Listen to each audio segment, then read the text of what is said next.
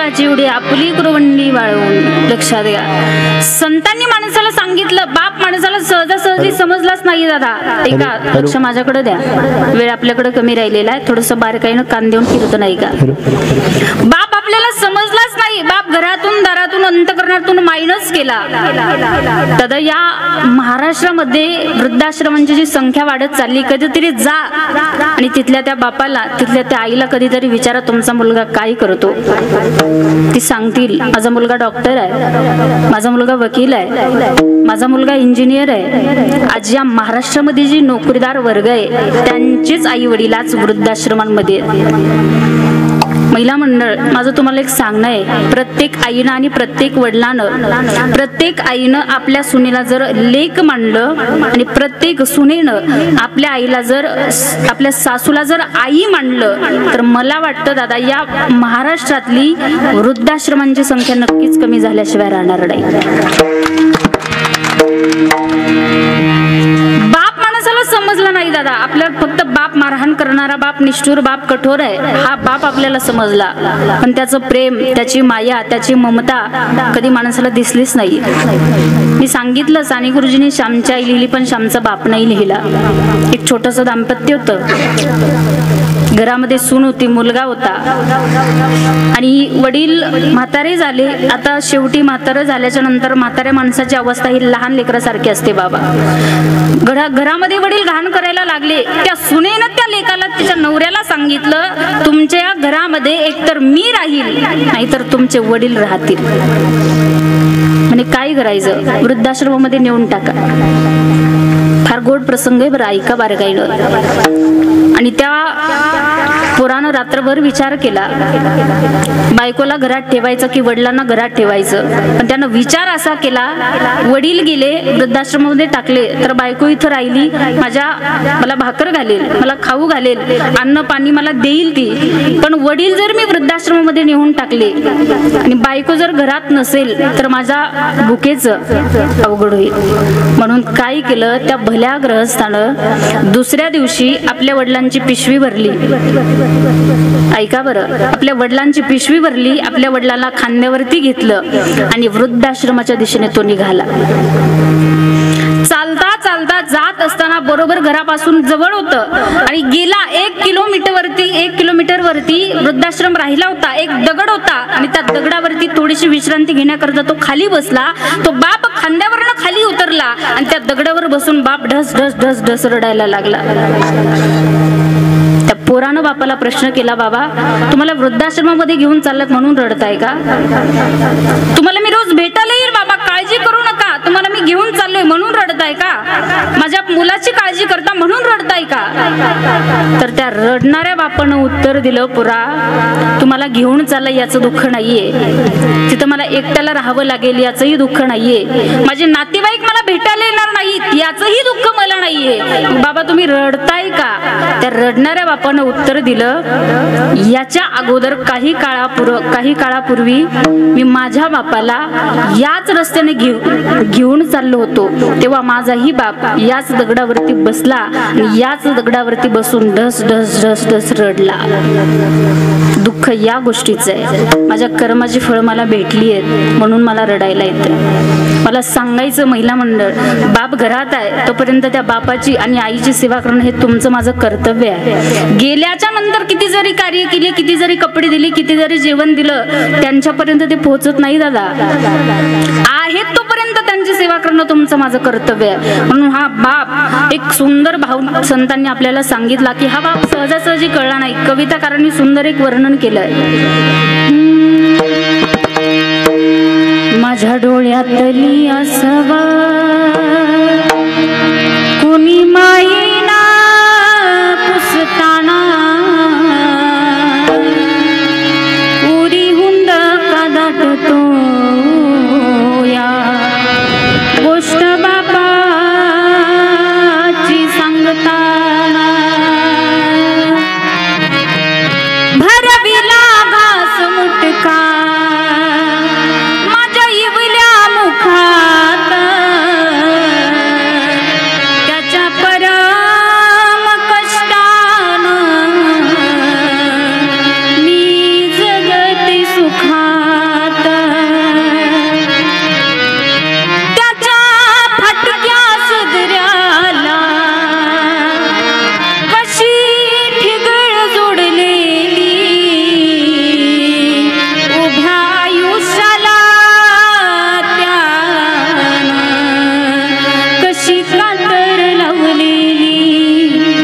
बघितलं सपन,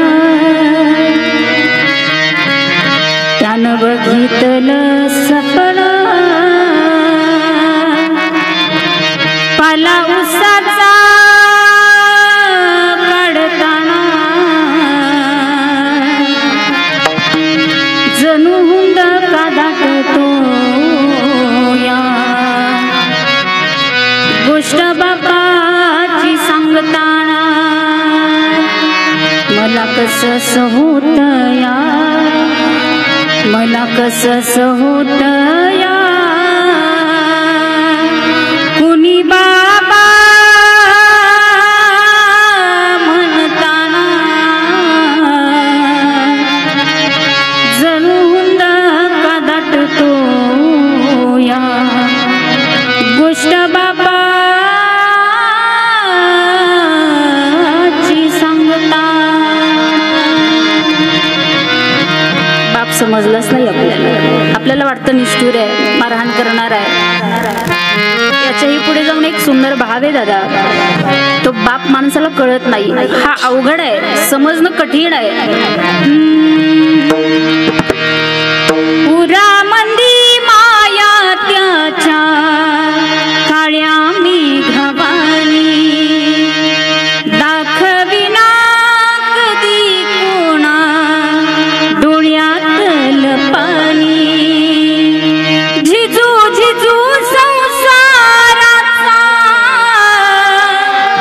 गाडा हाकला, घट्टामध्ये हसू जरी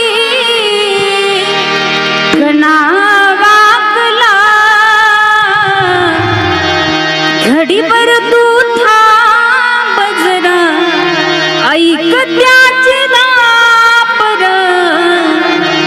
लई अवघड हाय गड्या उमगाया बापर, उमगाया बापर, लई अवघड हाय गड्या उमगाया बापर, उमगाया बापर.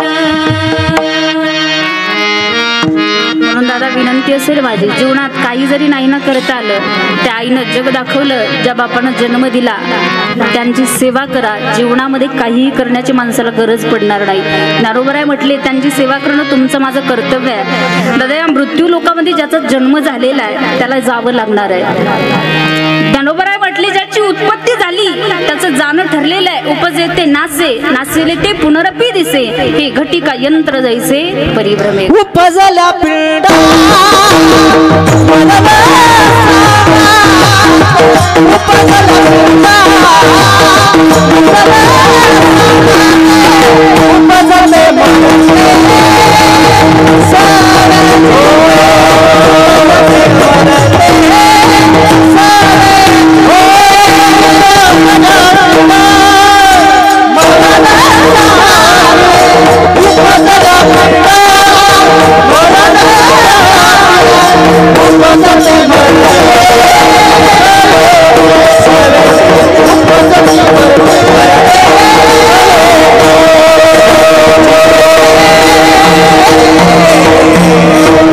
उपजल्या पिढा मरण संगाती.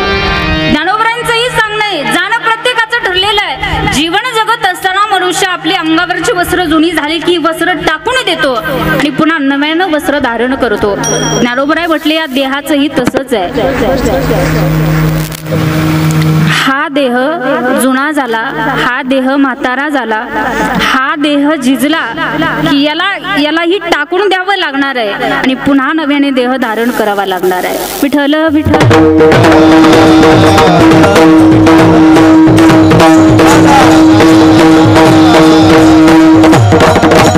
विठ्ठला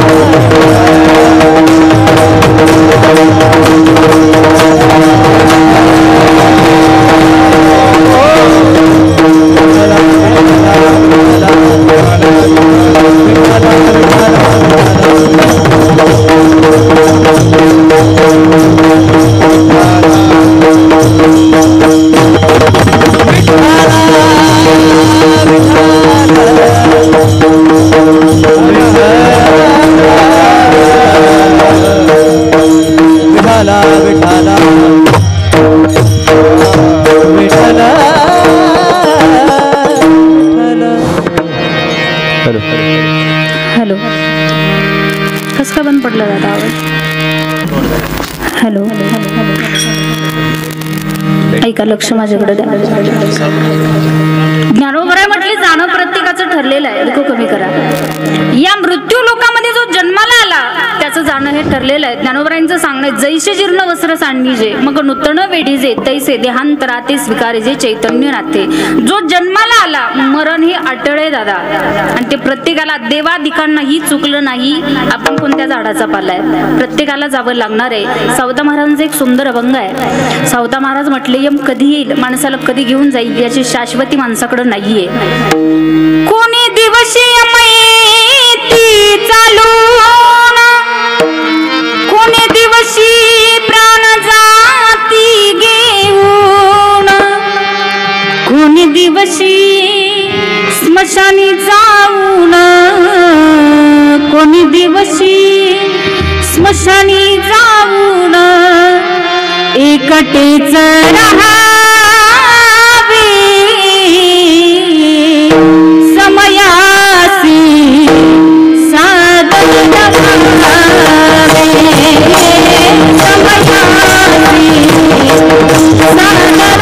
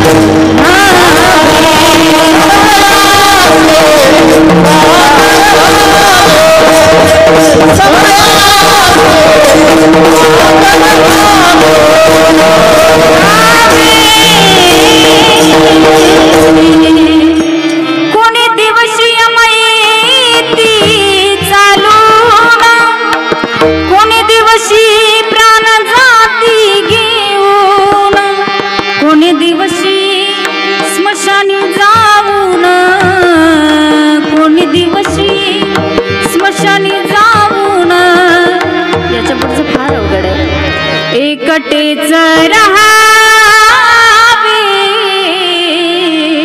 समयासी सादर व्हावे, समयासी सादर व्हावे. सावता महाराज म्हटले, यम कधी येईल, माणसाला कधी घेऊन जाईल याची गॅरंटी याची शाश्वती माणसाकडे नाहीये. म्हणून लक्षात घ्या, जाणं प्रत्येकाचं ठरलेलं आहे. आणि माणसाला का जावं लागतं बाबा, त्याचंही कारण आहे. तुमचा माझा हा देह पंचमहाभूतापासून बनलेला आहे आणि ज्याची त्याची त्याला ज्यावेळी माणसाच्या शरीरातला आत्मा निघून जातो, वायू तत्व निघून जातो, आपण म्हणतो हा ग्रहस्थ हा व्यक्ती गेला, त्याच दिवशी किंवा दुसऱ्या दिवशी आपण त्या व्यक्तीला अग्निडाग देतो. अग्नि तत्वाचा भाग अग्नि तत्वाला तिथं समर्पित केला जातो. थोडं बारीक आहे का बरं, फार गोड आहे, थोडस बारीक आहे नाही का. अग्नि तत्वाचा भाग तिथं अग्नि तत्वाला समर्पित केला जातो. मग दुसऱ्या दिवशी असेल किंवा तिसऱ्या दिवशी असेल, गावगावची पद्धत वेगळी असते. आपण तिथं जातो आणि त्या व्यक्तीला जिथं अग्निडाग दिला तिथली आपण सगळी राख खरडून काढतो. मला सांगा, सगळी जरी खरडून काढली तरी मुठभर का होईना राख त्या ठिकाणी पृथ्वी तत्वाचा भाग पृथ्वी तत्वाला समर्पित. ती राख असेल, ती अस्थी असेल, आपण घेतो आणि गंगेमध्ये नेऊन समर्पित करतो. जलतत्वाचा भाग जलतत्वाला समर्पित. राहिला आकाश तत्व. या आत्म्याला शांती कधी, आत्म्याला मोक्ष कधी, वर्ष श्राद्ध का केलं जातं? शास्त्र आपल्याला सांगतं 10व्याच्या दिवशी कावळा पिंड शिवल्याच्या नंतर आपला हा आत्मा या ब्रह्मांडामध्ये फिरत असतो आणि 1 वर्ष पूर्ण झाल्याच्या नंतर हा आत्मा तिथं पोहोचतो आणि या व्यक्तीनं जीवनामध्ये किती चांगलं कर्म केली, किती वाईट कर्म केली याची न्याय निवड ही वर्ष श्राद्धाच्या दिवशी केली जाते. म्हणून वर्ष श्राद्ध हे प्रत्येकाचं केलं जातं, श्रद्धेनं केलं जातं ते श्राद्ध. म्हणून जाणं प्रत्येकाचं ठरलेलं आहे. पंचमहाभूतापासून बनलेला हा देह त्याला द्यावा लागणार आहे. म्हणून जावं प्रत्येकाला लागणार आहे. येत नाही उरो आले अवतार एरते पामर जीव किती. म्हणून जगद्गुरु श्री तुकोबा राया मानवी देहाला उपदेश करतात, बाबा हा नरदेह प्राप्त झालाय, देह नाही, हा देह मी नाही, हे जर आपण शिकलं तर या आत्म्यामध्ये, या देहामध्ये, या शरीरामध्ये फक्त काय उरतो? अभंगाचं.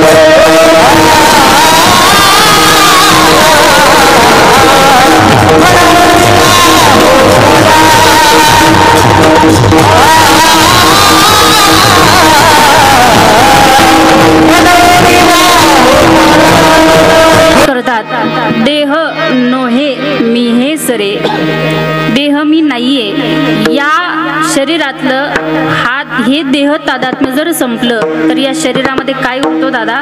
फक्त विठ्ठल उरतो. म्हणून देहहोम देहास्मी ही जी स्थिती आहे ही सुटावी आणि माणसानं अहम ब्रह्मास्मीकडे जावं. ऐका, थोडं बारीक ऐका. अहम ब्रह्मास्मीकडे माणसानं जावं. अहम ब्रह्मास्मी ही सुद्धा अहंकाराचं कारण आहे. देहोहम आणि अहम ब्रह्मास्मी दोनही माणसाकडे नसावे. मग शेवटी काय असावं? त्याची किंमत शून्य असावी, शून्य. तेव्हा या शरीरामध्ये, तेव्हा या देहामध्ये विठ्ठल उरल्या जातो. विठ्ठल या शरीरामध्ये उरतो. मग शरीर आणि हा आत्मा याचा तीळ मात्र संबंध नाहीये. आत्मा कधी जळत नाही, आत्मा कधी कापला तर कापत नाही, आत्मा कधी तोडला तर तुटत नाही.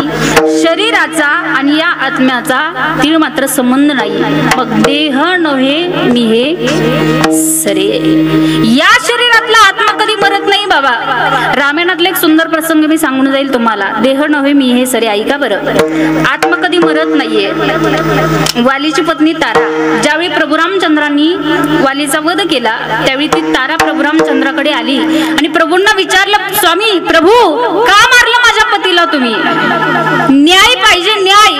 माझ्या पतीला का मारलं? त्यावेळी प्रभू रामचंद्रांनी सांगितलं, एक प्रश्न तुला मी विचारतो, मला सांग, तुझं प्रेम तुझ्या पतीवरती होतं, पतीच्या देहावरती होतं की आत्म्यावरती होतं?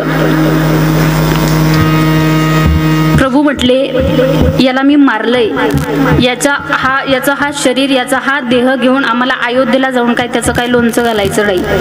तू याच्या आत्म्यावरती प्रेम करते की याच्या शरीरावरती प्रेम करते? म्हणे आत्म्यावरती करते. मग प्रभू रामचंद्रांनी सांगितलं, बाई ग, आत्मा हा कधीच मरत नाही. या शरीरातला, या देहातला आत्मा कधी मरत नाहीये. म्हणून या शरीरातला हा जो देह आहे, आपण म्हणतो माझं माझं माझं, मी हे केलं, मी ते केलं, माझी 100 एकर जमीन आहे, माझ्याकडे इतका पैसा आहे, मी ते केलं. नाही बाबा, कधीतरी हे मी काढून टाका. या शरीरात फक्त विठ्ठल उरल्या जातो. या देहातलं मी जर काढलं, श्रीमद भागवताची जेव्हा रचना झाली, श्रीमद भागवत जेव्हा रचल्या गेलं, व्यासदेकांनी विचार केला, भागवताची रचना तर केलीये, पण हे द्यायचं कोणाला? हे भागवत द्यायचं कोणाला? त्याच्यासाठी कोणीतरी अधिकारी पाहिजे. म्हणून तिथं आकाशवाणी झाली, तुमचा मुलगा आहे की जो हे भागवत केली, बाहेर या. म्हणे नाही, त्या मायेचा पती ज्यावेळी वचन दिले त्यावेळी मी बाहेर आले. पण कसे आले? कापत कापत नागवेचे पळून गेले. मग त्या ठिकाणी व्यासाधिकांनी अगदी आपले सेवक वगैरे तिथं पाठवून भगवंताच्या रूपाचं वर्णन, अगदी तिथं श्लोक सगळं काही म्हटलं गेलं. मग ते शुकाचार्य व्यासाधिकांकडे आले आणि व्यासांना सांगितलं, हे भागवत, हे श्लोक मला ऐकायचे. व्यासाधिकांनी सांगितलं, त्याच्यासाठी अधिकार असावा लागतो. म्हणजे काय करावं लागेल? परीक्षा द्यावी लागेल. स्वतःच्या मुलाची परीक्षा घेतली. ऐका बरं, आपली मुलं ही पास होतात, वशिला लावून होतात. स्वतःच्या मुलाची परीक्षा घ्यायची ठरवलं व्यासाधिकांनी. मग परीक्षा घ्यायची ठरवलं. परीक्षा घेणारा, ऐका बरं किती सुंदर आहे, परीक्षा देणारा नैष्टिक ब्रह्मचारी होता आणि परीक्षा घेणारा हा गृहस्थी होता. नैष्टिक ब्रह्मचारी आणि गृहस्थी, पण ते गृहस्थी तसेच होते, आपल्यासारखे नव्हते. परीक्षा द्यायचं ठरवलं. त्या ठिकाणी गेले. दिगंबर काय होती, छोटीशी लंगोट अंगावरती धारणी केलेली होती आणि शुकाचार्य त्या ठिकाणी गेले. दारात सेवक होते, सेवकांना आवाज दिला आणि माझा निरोप त्यांच्यापर्यंत पाठवा. सेवक जवळ आले, विचारलं, तुम्ही कोण आहात? म्हणे मी व्यासाधिकांचा मुलगा आहे. सेवकांनी ऐकलं, मध्ये गेले. महाराज की जय हो. विचारलं काय? म्हणजे दारामध्ये आले, सांगतात मी व्यासाधिकांचा मुलगा आहे, आतमध्ये येऊ देऊ नका. पुन्हा हे बाहेर गेले. म्हणजे आतमध्ये येता येणार नाही. काय येता येणार नाही? काय येता येणार नाही? संघाचा त्याग करायला सांगितलं. संघाचा त्याग करायला सांगितलं. म्हणजे माझ्यासोबत तर कोणी नाही, मी तर सोबत तुम्ही आणलेलं नाही, मी एकटाच आलोय. संघाचा त्याग का करायचा? परत सांगितलं, तिचे शब्द बोलले, या संघाचा त्याग मला करावा लागेल. म्हणे शुकाचार्य आले असं त्यांना जाऊन सांगा. सेवक परत आत गेले.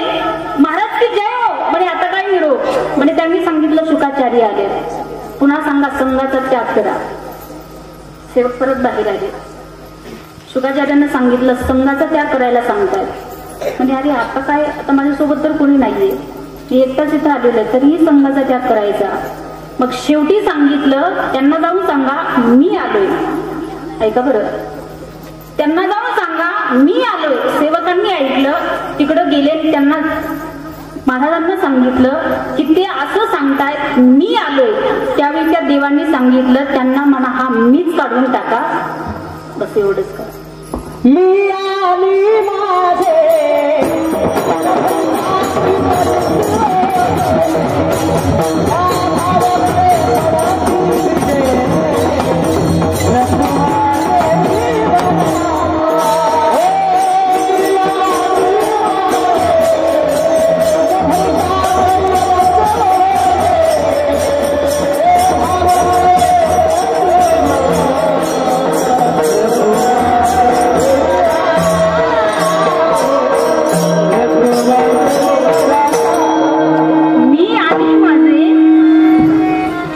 नदी टाकी नगरी टाकी परत होते काय गोड प्रमाणे मी आणि माझे ऐका बरं मी आणि माझे इथंच आपलं सगळं अडतंय हे मी केलं ते मी केलं काही काही ठिकाणी सत्याला गेलं तर लोक सांगतात ताई भुक्यापासून पाहावं लागतं आम्हाला मला तर असं वाटतं मी गेल्यावर कसं होईल मी त्याला म्हणत असते तू मर तुझ्या दहाव्याला सत्ता चालू कर कधीपर्यंत मी मी मी मी कधीपर्यंत कुठपर्यंत देहहून देहात्मी स्थिती सुटावी आणि अहम ब्रह्मास्मीकडे आपण जावं त्या दोनही स्थिती चांगली नाहीये बरं थोडंसं डोक्यावरून चाललंय ते मला सोपं करून सांगते अगदी शेतकरी गृहस्थ असतात बटाईनं किंवा जमीन आपण ती त्यांना खायला दिलेली असते फक्त शेतकऱ्याच्या शेतीचा मालक भरपूर दिवसांनी शेतीमध्ये फिरण्याकरता जातो आणि शेतामध्ये गेल्याच्या नंतर कधीच्या नव शेतात गेला आणि गेल्याच्या नंतर बांधावर चालत असताना पायात एक छोटासा काटा घुसला त्यानं विचारलं काटा काढायचं कशाला जवळच एक मोठा काटा होता तो काटा घेतला आणि या काट्यानं काटा काढू बाबा जगात बरेच असे काटे काट्यानं काटा काढतो बरं का काट्यानं काटा काढायचा म्हणे मग त्यानं मोठा काटा घेतला आणि त्या छोट्या काट्याला बाहेर काढलं आणि त्यानं तो काटा फेकून नाही दिला तो काटा त्यानं रुमालामध्ये ठेवला मजा वाटते त्याशी कोणाला काटे महाराज इथं नाही ना तुम्ही हा तो त्या काट्याला म्हणू लागला काटे महाराज धन्यवाद बरं तुमचे माझ्या पायातला काटा तुम्ही काढला रुमालात ठेवला आणि तो काटा त्यानं खिशात घातला आणि घरी गेला दुपारी जेवण केलं आणि झोपण्याकरता बेडवरती पडला बायकोला म्हटलं थोडस मी झोप घेतो डाव्या अंगावरती पडला आणि पडल्याच्या नंतर हाच काटा पोटात घुसला 36 टाक्याचं ऑपरेशन झालं मला सांगा पायातला काटा परवडला की खिशातला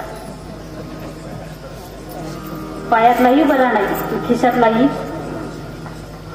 तसं देहोम स्थितीही बरी नाहीये अहम ब्रह्मास्मी सुद्धा बरी मग देह नव्हे मी हे सरे मीच देह माझाच देह आहे ही जी स्थिती आपल्याला निर्माण झालेली आहे हा संभ्रम जो आपल्याला निर्माण झालेला आहे ही देहोम स्थिती माणसाला सुटावी बाबा मला सांगा देह जर आपला असता तर याला आपण मरू दिला असतं का मग आपण का मरू देतो एखादा व्यक्ती गेला मनुष्य गेला मला सांगा घरातला करता धरता व्यक्ती जर आपल्या घरातून गेला तर ठेवा ना महिनाभर त्याला घरात लोक लगेच म्हणतात काढा बाहेर एखादा हॉस्पिटल मध्ये असेल तर लोक नाव नाही घेत विचारतात बॉडी कुठपर्यंत आली देह गेला सगळं संपलं म्हणून हे मी मी मी मी हे करत बसू नका या शरीरातलं मी जर काढून टाकला तर फक्त विठ्ठल या शरीरामध्ये नको नको नको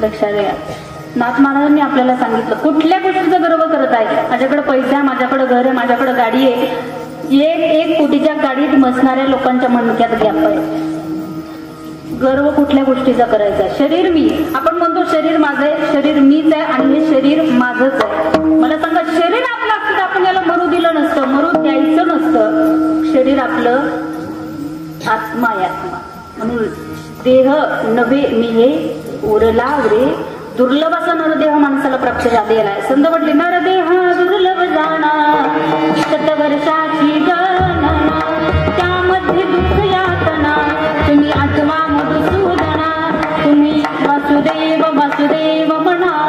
औट हात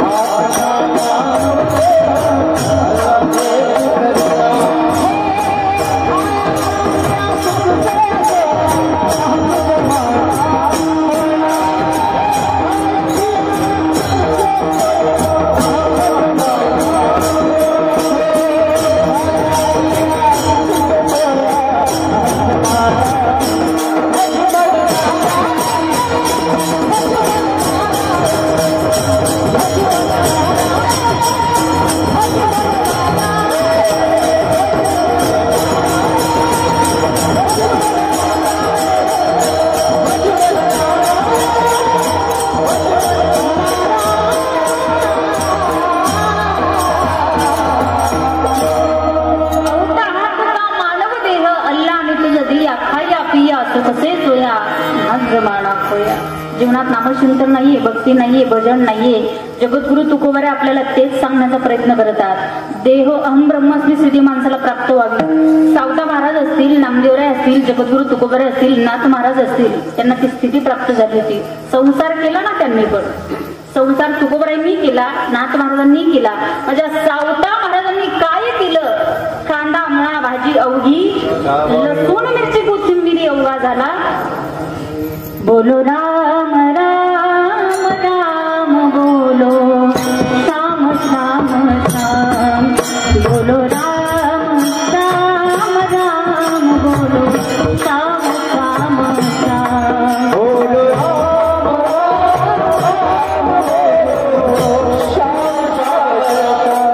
बोलो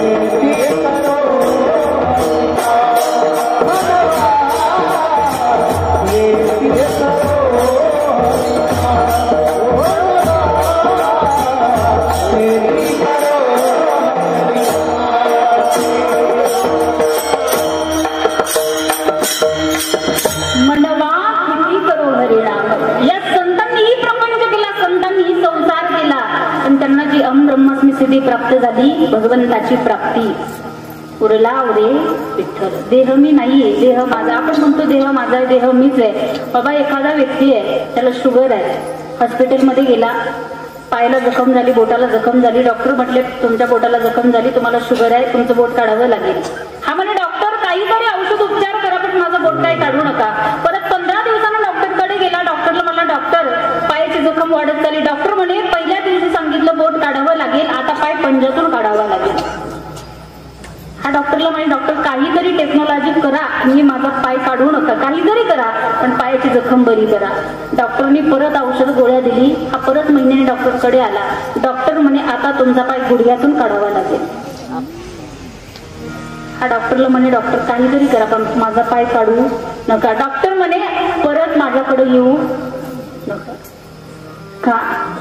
हा डॉक्टरनी त्याला सांगितलं, पहिल्याच दिवशी सांगितलं पायाला जखम आहे, तुम्हाला शुगर आहे, तुम्हाला बोट काढावं लागेल. तुम्ही ऐकलं नाही, परत आले, म्हटलं पाय पंजातून काढावा लागेल. आता परत आले, आता सांगतो तुमचा पाय गुडघ्यातून काढावा लागेल.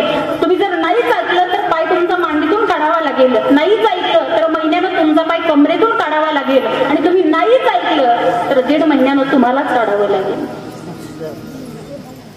देहम स्थिती किती दिवस ठेवणार? किती दिवस मी मी मी मी करत बसणार? इथं माणसाचं काही नाही. दुर्लभ असा नरदेह प्राप्त झाला. जीवन जगत असताना मनुष्य संपत्ती कमवत असतो, आणि संपत्ती कमवत असताना अचानक तुम्ही तुमच्या प्रपंचामध्ये जर लॉस झाला तर काय होतं? जेवढी काही संपत्ती कमवली तेवढी आपण गमावतो. पण बाबा या जगामध्ये अशी काही लोक जन्माला आली पैसा गेला, संपत्ती गेली, धन गेलं म्हणून विष पिऊन गळफास घेऊन स्वतःचा देह पण गमावतात. सुभाषितकार म्हटले, गेलेला पैसा भेटेल, गेलेली जमीन भेटेल, गेलेल्या सगळ्या गोष्टी परत भेटतील, पण एकदा का 3.5 हाताचा हा नरदेह गेला, हा परत भेटणार नाही. पुनर्मित्रम पुनर्मित्रम पुनर्भार्या पुनर्मनी एतत् सर्व पुनर्लभ्यम न शरीर पुनः. गेलेल्या सगळ्या गोष्टी माणसाला परत भेटतात, पण एकदा का हा आत्मा, एकदा का हा शरीर, एकदा का हा देह गेला, हा परत भेटत नाही बाबा. कारण इतकं छोटंसं आयुष्य देवानं आज आपल्याला दिलेलं आहे. थोडासा विस्तार मी करेल. या युगाचे प्रकार आहेत 4: कृतयुग, त्रेतायुग, द्वापारयुग आणि कलियुग. या 4ही युगांचं आयुष्य वेगळं आहे आणि या युगांमध्ये जगणाऱ्या लोकांचं देखील आयुष्य वेगळं आहे. कृतयुगाचं आयुष्य आहे 17,28,000 वर्ष, त्रेतायुगाचं आहे 12,96,000 वर्ष, द्वापारयुगाचे 8,64,000 वर्ष आणि कलियुगाचे 4,32,000 वर्ष. किती कृतयुगाचं? किती? काय घेणं देणंच आहे मला. कीर्तन करून जातो घरी, आलो ते सुख कर्मा मला कीर्तनात बसतोय. किती होतं? परत सांगते, आता विसरू नका, परत सांगते आता ऐका. 17,28,000 वर्ष, 12,96,000 वर्ष, 8,64,000 वर्ष, 4,32,000 वर्ष. कृतयुगाचं किती? खाली हो का? झोप आली का? जेवण कमी झाले? किती होतं कृतयुगाचं? पुरुष मंडळ बोला, किती होतं? तुला कशाला बोलवले म्हणा? किती होतं? आता परत ऐका, शेवटचं सांगणार आहे, याच्यानंतर सांगणार नाही. 17,28,000, 12,96,000, 8,64,000 आणि 4,32,000. याच कलियुगाचे माणसाचं आयुष्य किती कमी होत चाललं आहे का? याच कलियुगाचे जर 4 समान भाग केले तर 4 चरण पडतात. प्रत्येक चरण 1,08,000 वर्षाचा होतो. प्रत्येक चरणाचं आयुष्य वेगळं आहे. चरणामध्ये जगणाऱ्या लोकांचंही आयुष्य वेगळं आहे. कलियुगाच्या पहिल्या चरणामध्ये माणसं 100 वर्ष जगायची बाबा. कलियुगाच्या पहिल्या चरणामध्ये माणसं 100 वर्ष जगायची. कलियुगाच्या दुसऱ्या चरणामध्ये माणूस 50 वर्ष जगणार आहे. कलियुगाच्या तिसऱ्या चरणामध्ये माणूस 25 वर्ष जगणार आहे. कलियुगाच्या चौथ्या चरणामध्ये माणूस फक्त आणि फक्त 12.5 वर्षाचं आयुष्य जगणार आहे. तुम्ही कथेमध्ये, कीर्तनामध्ये कुठेतरी ऐकलेलं असेल, ज्या दिवशी माणूस 12.5 वर्षाचं आयुष्य जगेल त्या दिवशी प्रत्येक जण हरभऱ्याच्या झाडाखाली बसून चतकोर भाकरी मिळवून खाणार आहे. इतकं आयुष्य कमी होत चाललंय. म्हणून संत म्हटले, अल्पायुष्य मानव देव.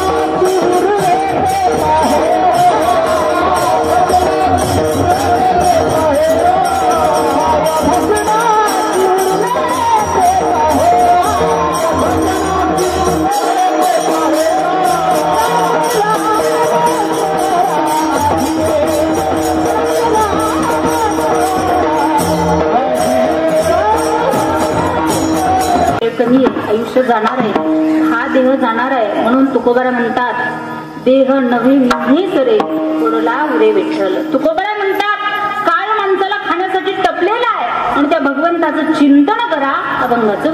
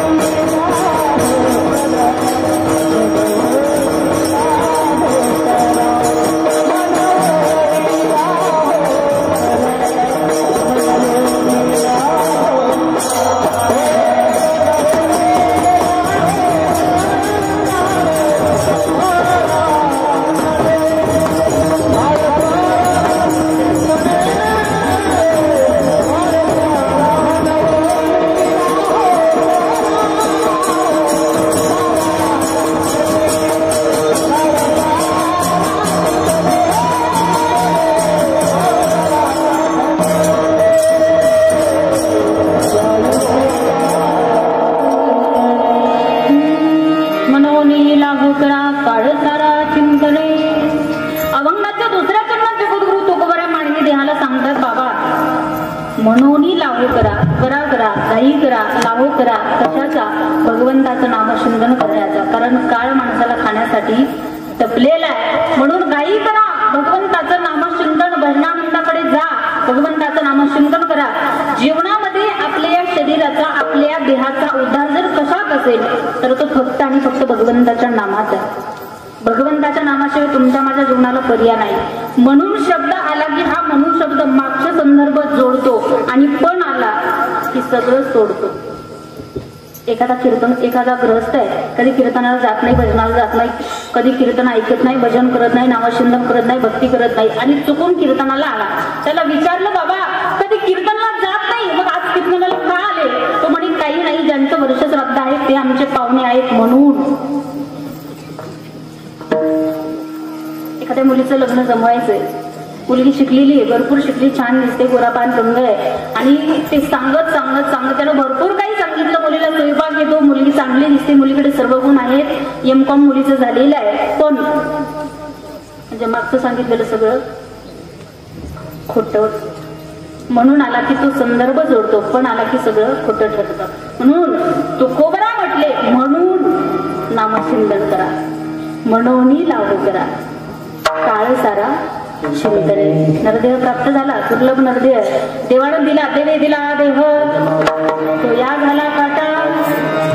आणि भगवंताचं नामचिंतन असेल, भगवंताची भक्ती असेल, हे जर करायची असेल तर माणसानं योग्य वयामध्ये आणि योग्य वेळेमध्ये करावी.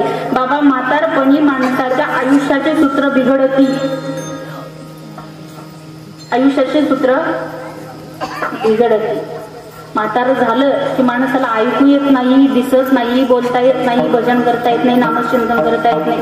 आयुष्याचं सूत्र एकदा बिघडलं की माणूस पुन्हा परमार्थ करू शकत नाही. बाबा ज्यांना ऐकू येत नाही ते लोक एवढे विचित्र राहते की इतके जोरात बोलते की ते समोरच्याला बहिरं समजते. तुम्ही पहा ते ब्लूटूथ घालणारे कानामध्ये, ते ऐकणारे ते लोक पहा, इतके जोरात बोलते, त्यांना वाटतं आपणच हुशार आहे. कानं गेली, तोंडानं बोलता नाही आलं की समजावं आपल्या तुमच्या माझ्या आयुष्याचं सूत्र बिघडलं. मग म्हातारपण या अवस्था माणसाची अशी होते. लोक म्हणतात राम राम, ते म्हणतात लांब लांब. लोक म्हणतात हे शंकरा, ते म्हणतात हे बंद करा. आयुष्याचं सूत्र बिघडता, उमटे भूताची खळा होता. एकदा का आयुष्याचं सूत्र बिघडलं, परमार्थ माणसानं करावा, पण तरुणपणी करावा.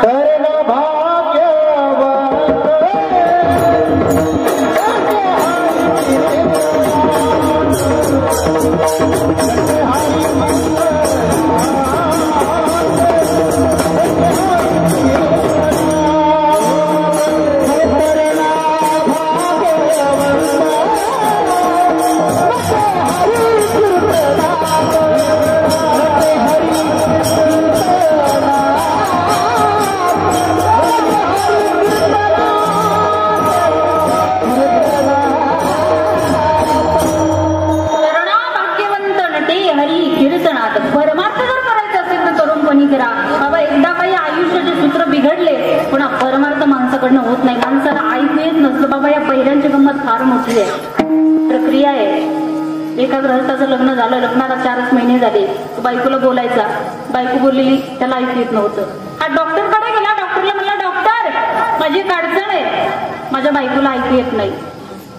डॉक्टर म्हणे सर्दी ताप खोकल्याची गोळ्या दिल्या, त्याला जर असं गोळ्या देऊन मी बरं केलं असतं, पण इथून तिचं मी कसं सांगणार तिला ऐकू येत नाही. तू घरी जा आणि किती फुटावरून तिला ऐकू येत नाही हे बघ आणि नंतर माझ्याकडे. हा घरी गेला, पहिल्या दारात उभा राहिला. बायकोला म्हटलं, अगं काय भाजी केली, काय प्रतिक्रिया आली. हा म्हणीला 50 फुटावरून ऐकू येत नाही. पुन्हा दुसऱ्या दारात गेला.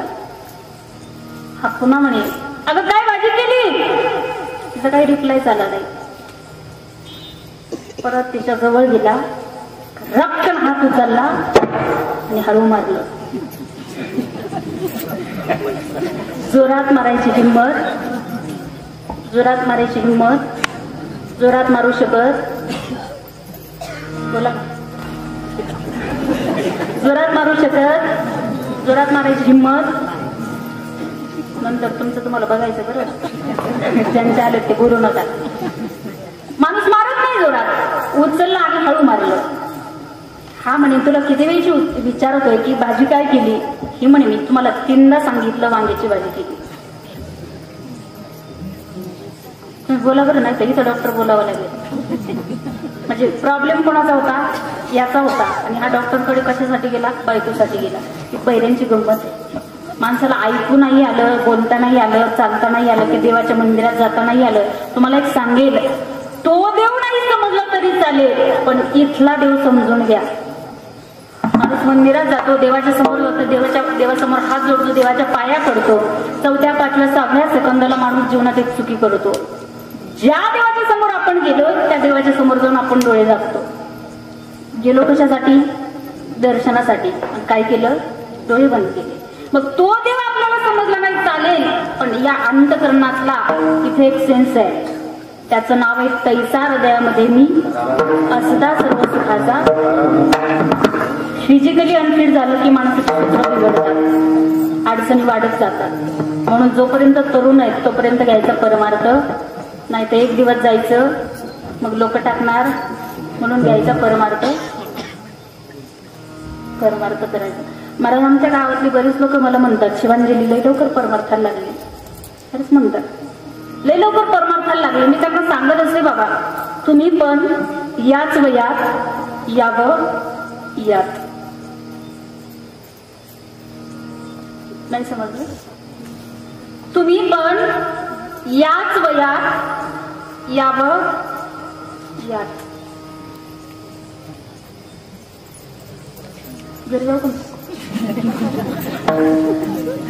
तुम्ही पण याच वयात यावं.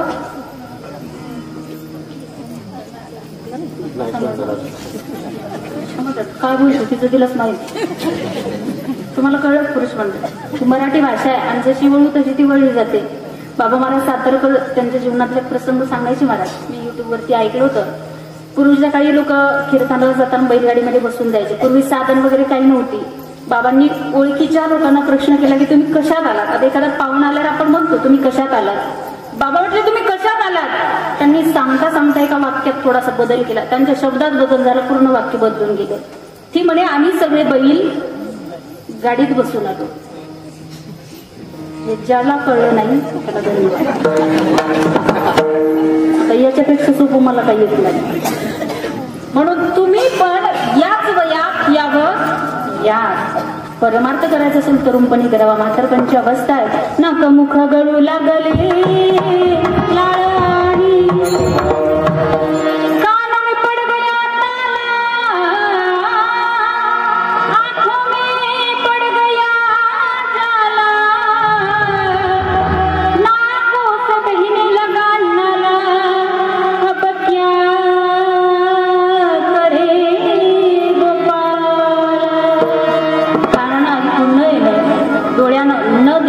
तोंडानं बोलता न येणं. समजावं आपल्या घराला आग. इथं बसलेल्या किती लोकांच्या घराला आग लागली मी पाहणार नाही. ज्यांची लागली त्यांची अशीच लागू द्या. पण ज्यांची ज्यांची घर अजून मजबूत आहे त्यांनी काय करायचंय, करावी तातडी कर्म.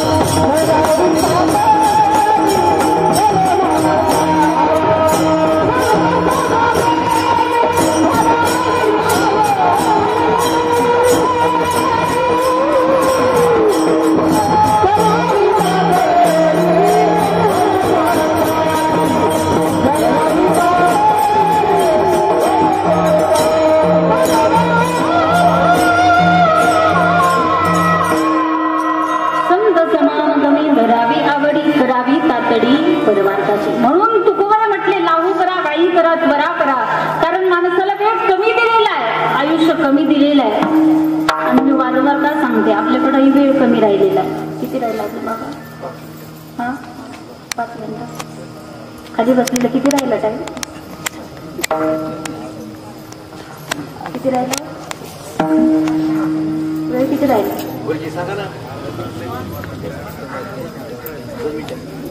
मी कीर्तनाचं नाही विचारत, आयुष्याचं विचारत. मला माहिती आहे माझ्याकडे 2 तास आहे तिथं वेळ पाहायला. मी कीर्तनाचा विचारच नाहीये, आयुष्याचा विचार. आयुष्याचा वेळ सांगता येतो. इथं इतक्या थाटात उभी राहून कीर्तन करते महिला मंडळ, घरी जाईपर्यंत राहील याची गॅरंटी नाही. मार टाकलेली म्हणजे वस्तुस्थिती आहे.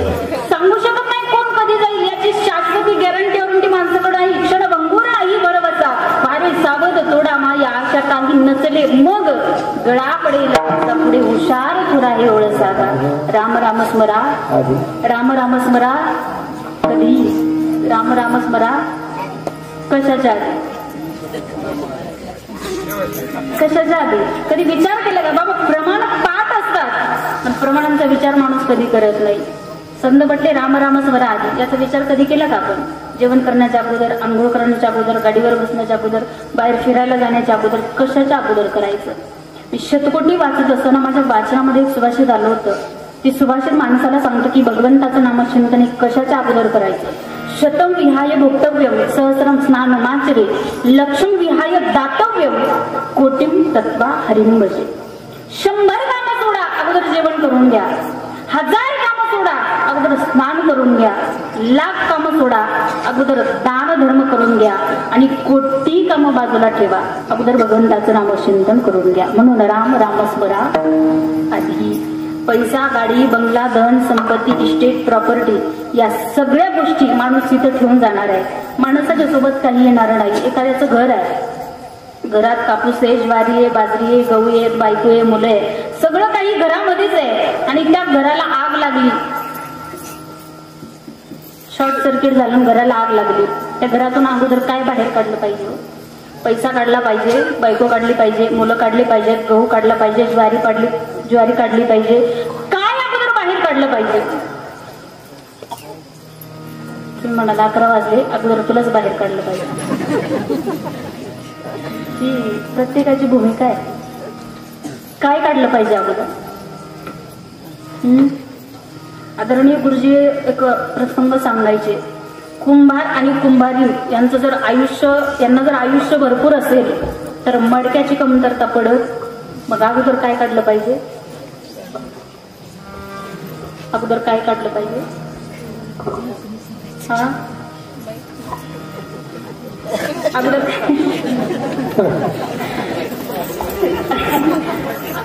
काय काढलं पाहिजे? बायको बाहेर काढली. मला सांगा, हा संसार रूपी हे जे घर आहे, या घरातून तुम्ही बायको बाहेर काढली, तसं या संसार रूपी घरामध्ये अगोदर रामाची निवड करा. त्याला संत म्हटले त्वरा करा, म्हणून लागू करा. काळ सारा चिंतने, भगवंताचं नामचिंतन, भगवंताची भक्ती. आणि संत म्हटले नाही संसार सोडून द्या आणि फक्त परमार्थ करा, संसार पण करा. संसारी असावे असुनी नसावे,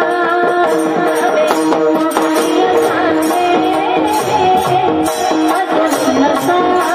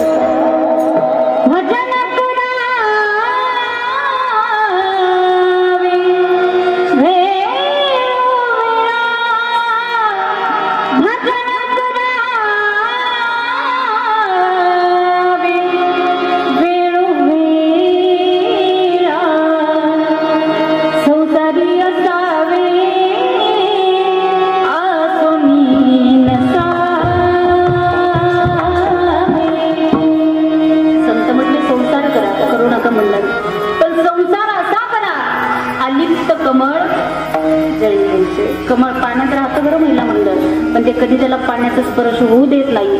संत म्हटले तसंच आपल्याला संसार करायचा. पक्षी अंगणी उतरती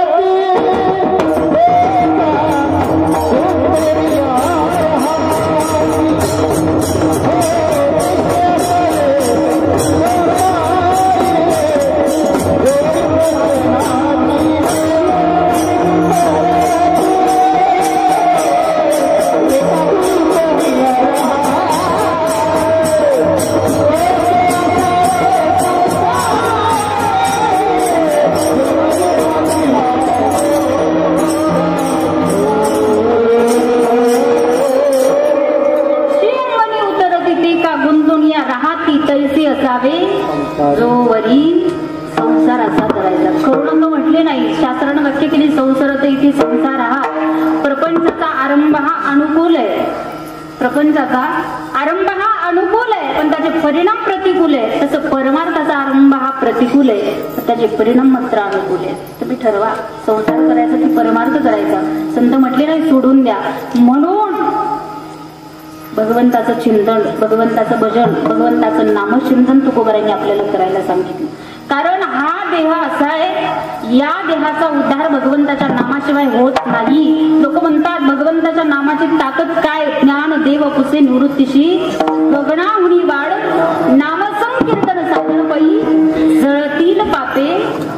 भगवंताच्या नामाचा फायदा आहे, भगवंताच्या नामाची ताकद आहे. जीवनामध्ये केलेली वाईट कर्म, जीवनामध्ये केलेली वाईट काम, जीवनामध्ये केलेली वाईट पाप भगवंताच्या नामानं जळून खात होतात.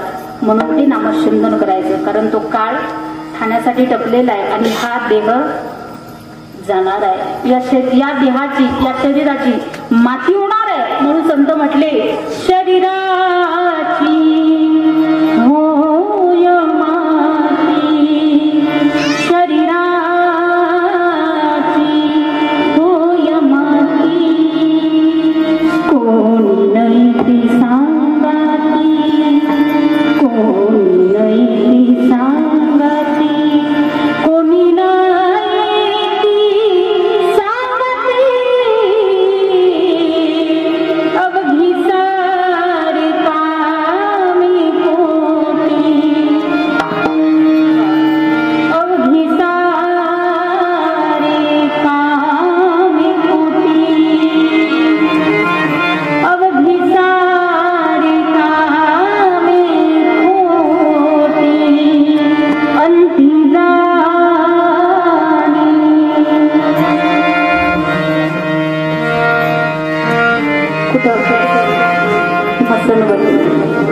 जावं लागणार आहे. कारण नाश पावणार देह प्राप्त झालेला आहे. म्हणून तुकोबाराय म्हटले त्या भगवंताचं भजन, त्या भगवंताचं नामचिंतन जीवनामध्ये करा. मनोनी लावू करा काळ सारा चिंतन आहे. तुकोबाराय म्हटले पालनाची चिंता करण्याची गरज नाहीये. पालनाचे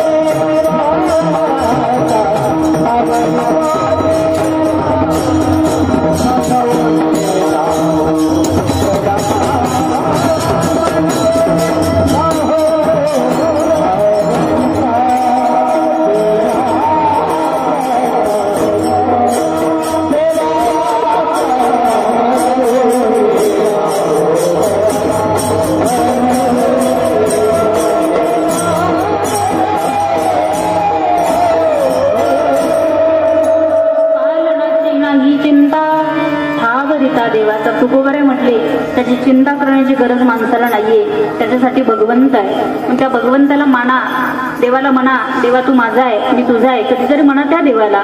बाकीची चिंता करण्याची गरज माणसाला नाही. हे तुकोबारायांचं सांगणं आहे. त्याच्यासाठी भगवंत आहे. म्हणून त्या देवाला कधीतरी मान्य करा. लोक देवाला म्हणायला तयार नाही बाबा.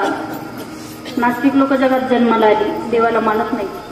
ते म्हणतात मी देवाला मानत माझं सांगणं असतं, तुम्ही जरी देवाला मानत नसले तरी देव तुम्हाला मानतोय, म्हणून तुम्ही या जगात वावरत आहे. पण एक वाक्य ऐका, ज्या दिवशी देव तुम्हाला मानायचे सोडून देईल त्या दिवशी तुमच्या दारात गर्दी असेल. विचारून कशा रामनाम बाबा पुढचे म्हणत असतात रामनाम सत्य आणि मागचे म्हणतात किरापुरीचा. म्हणून देवाला माना. कधीतरी आपण जर देवाला नाकारलं तर समजा आपण आपलं स्वतःचं अस्तित्व नाकारतोय. देवाला माना. कधीतरी देव कणाकणात गटागटात सर्वा गटी राम देवादेवी सूर्यप्रकाश देवाही देव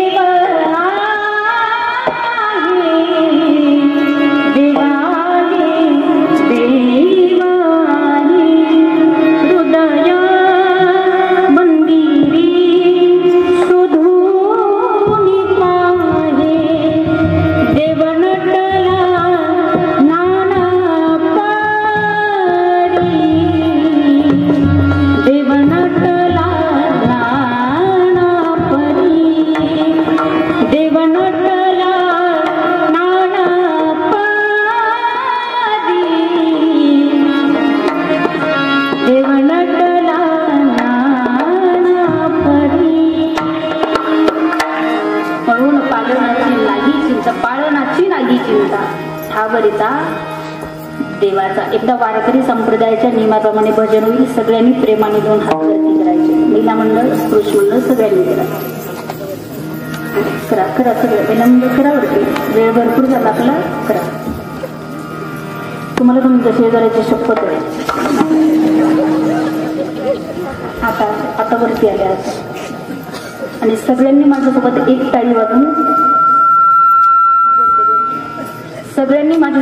टाळी वाजून प्रेमानं भजन म्हणायचं. सगळ्यांनी एक सोबत वाजवायची. एक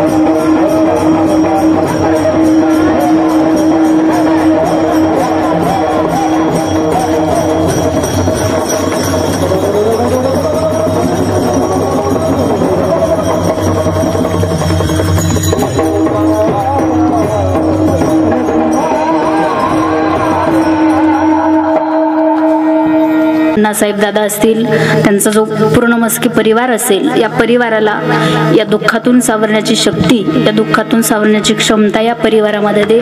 अगदी शेवटचे 5 मिनिटं तुमचे घेणार आहे. इकडून सांगितलं मला थोडंसं पाटलावरती बोला म्हणून, फक्त शेवटचे 5 मिनिटं घेऊन सेवेला पूर्णविराम देते. आज मनोज जरांगे पाटलांचा जो काही लढा होता, आमच्या गोरगरिबांच्या लेकरांचं कुठेतरी कल्याण व्हावं, आमची गरिबांची लेकरं कुठेतरी उंच पदावर जावीत, एवढाच हेतू अंतःकरणामध्ये ठेवून काका समाजासाठी लढत होते. कुठेतरी हा लढा पूर्णतेकडे गेलेला आहे आणि जवळजवळ 1.5 ते 2 वर्ष काका हा लढा स्वतः हाती घेऊन लढत होते, फक्त आपल्या समाजासाठी. माझं एक नेहमीचं वाक्य आहे काकांसाठी की आजपर्यंत या महाराष्ट्रामध्ये, या जगामध्ये, या भारतामध्ये आले किती गेले किती उडून गेले भरारा, आले किती गेले किती उडून गेले भरारा, पण सरकारलाही सांगा संपला नाही आणि संपणारही नाही मनोज जरांगे पाटलांचा दरारा, मनोज जरांगे पाटलांचा दरारा. फक्त लढणं समाजासाठी होतं. अजूनही जगाला सांगतात लढल समाजासाठी, मरल समाजासाठीच. महिला मंडळ या माणसानं घरादाराचा त्याग केला, बायका मुलांचा त्याग केला, नातेवाईकांचा त्याग केला, सगळ्या गोष्टीचा त्याग करून फक्त समाजासाठी लढत राहिले. कीर्तनामध्ये 2 तास बोलायचं म्हटलं तर 4 वेळेस आम्ही पाणी पितो. 17 दिवस उपोषण केलं या माणसाने फक्त मराठा समाजासाठी. जगातला असा कुठला माणूस आहे की हातामध्ये माई घेऊन बायकोला सांगितलं आलो तर तुझा, गेलो तर कुंकू पुसून तयार राहा. असं सांगणारा पहिला माणूस म्हणजे मनोज जरांगे पाटील. समाजासाठीच लढायचं, समाजासाठीच मरायचं. तुम्हाला सांगेल, हा समाज एकत्रित करणं एवढी सोपी गोष्ट नाहीये. आज आपले जेव्हा आरक्षण भेटलं तेव्हापासून या महाराष्ट्रामध्ये अशी काही मुलं आहेत बाबा, PSI झाले, IPS झाले, कलेक्टर झाले, इंजिनियर झाले. आणि माझं तरुण बांधवांना आवर्जून सांगणे, मुला मुलींना सांगणं, फक्त आरक्षणावरती अवलंबून राहू नका. अभ्यास करणं ही तुम्हाला काळाची गरज आहे. तुम्ही जेवढा अभ्यास कराल तेवढे तुम्ही जास्त उंच जाल. अभ्यास करणं ही काळाची गरज आहे. आणि तुम्हाला सांगणं, हा समाज एकत्रित करणं एवढी सोपी गोष्ट नाहीये. कारण 450 वर्षापूर्वी ज्यांनी दिल्लीचं तख्त हलवलं होतं ते छत्रपती शिवाजी महाराज होते. 450 वर्षापूर्वी ज्यांनी दिल्लीचं तख्त हलवलं होतं ते छत्रपती शिवाजी महाराज होते. पण आज याच कलियुगामध्ये दिल्ली हलवणारे मनोज जरांगे पाटील.